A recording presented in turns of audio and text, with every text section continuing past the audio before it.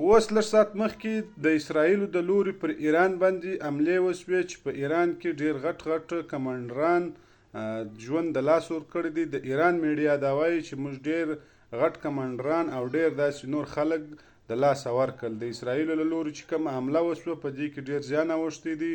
نور معلومات به تاسو ته په بله ویډیو کې درکو. خو ایران دغه پیغام جاری کړي، ایراني میډیا دا پیغام جاری کړي چې 48 غنټې به زموږ خلک، زموږ ولس ډېر تیار اوسېږي. د ایران خلک هغه به په دې ډېر تیار اوسېږي چې 48 غنټې به ډېر څه خطرناک حالات وي. نو په دې باندې دوی دا پیغام جاری کړي چې 48 ساعته به زموږ ملک ته هم خطره وي، زموږ ولس ته به هم خطره وي. نو ټولو ته دا پیغام جاری کړی دی چې 48 ساعته به ټوله ریډي اوسېږي، تیار به اوسېږي. دوی وایي چې زموږ او د اسرائیلو ترمنځ اړیکې برابرې نه دي.